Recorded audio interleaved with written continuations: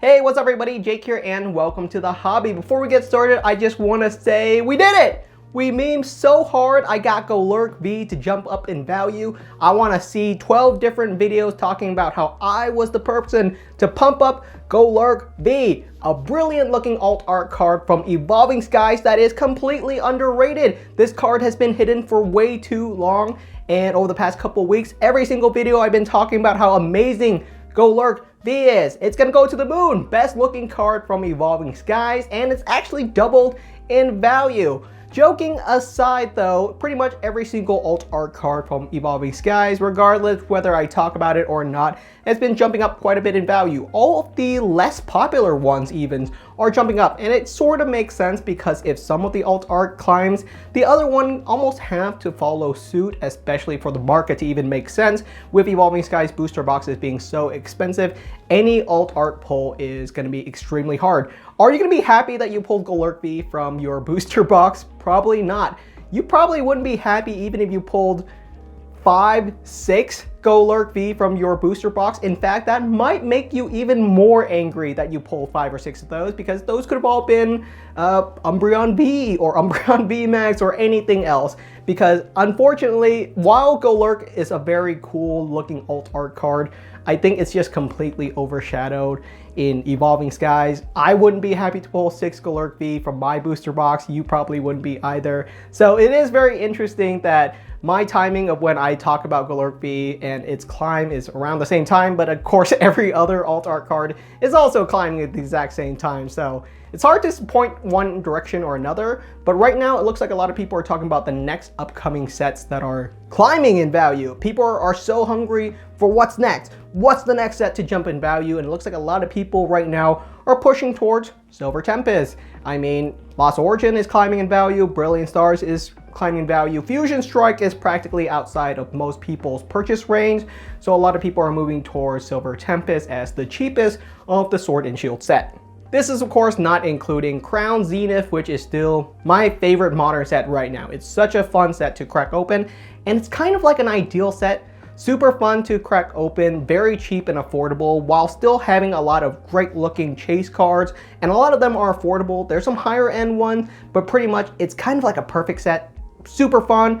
I recommend it to pretty much everyone, and perhaps someday Crown Zenith will go up in value, but it's readily available right now, which is pros and cons. If you're looking to crack open any set, I still recommend Crown Zenith. Super cheap, affordable, super fun to crack open, and honestly, if you don't have any sealed products of it, you might as well throw 30, 40 bucks and get yourself an ETB because it's that good of a set. So yeah, Crown Zenith, great set. Silver Tempest, definitely the next one that a lot of people are currently hyped over.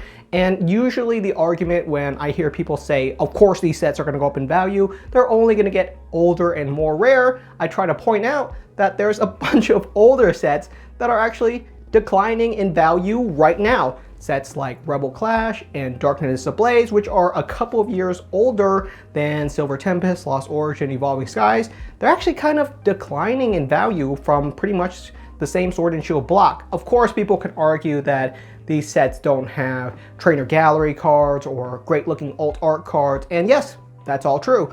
But they're still older, but they're declining in value, which means people are definitely dipping out of them.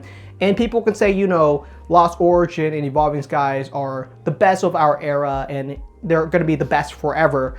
But unfortunately, it's hard to predict the future. If you asked me 4 years ago which set was my favorite modern set, I would have said Hidden Fates. Hidden Fates was probably my favorite modern set 4 years ago. But of course, you can't predict the future. How could I tell you that we were going to get alt art cards, an explosion of them, so many cool looking trainer gallery cards, illustration rares everywhere, and it completely overshadows Hidden Fates. Is it possible for us to get more cool looking Pokemon cards in 3 or 4 years? Yes, it looks like we're headed that way. We're getting more cool looking illustration rare. The texture patterns are getting more vibrant and crazy looking. So yes, the Pokemon Company is moving towards an era of even cooler looking cards. You know what's next? I really don't know. Perhaps they're going to move towards shiny illustration rares. We already have a couple of shiny illustration rares, something like the recent Mew. That is a really cool looking card, really adorable. You can't go wrong with a shiny Mew. But is it possible for us to move forward and get illustration rare shiny Pokemon? Sure, absolutely possible. Is it possible for the Pokemon Company to bring back tag team cards and do tag team EX cards? Yes, that's also completely possible. We really don't know what the future has in store, and it's hard for me to say, yes, these sets are going to be bangers forever because everyone's holding on to what seems to be a booster box case of Lost Origin, Silver Tempest, Fusion Strike, Evolving Skies. Seems like a lot of people are. If you don't hold on to that, that's completely fine. But the way the market looks, it seems like a lot of people are going in this direction. And I'm at the very least hesitant and skeptical that the market is just gonna swing up forever. So that's my jaded mind currently talking. It at least throws off some alarm bells to me as a collector that these sets definitely can dip in value. But if you don't have them inside your collection, I think one booster box sealed for display purposes, completely fine. That's pretty much what I have. I don't have a single booster box case of any set. The set that I have the most booster box of right now is Evolving Skies, and I've actually talked about this in prior videos, and even then I only have 4 Evolving Skies booster box, and I'm happy with them.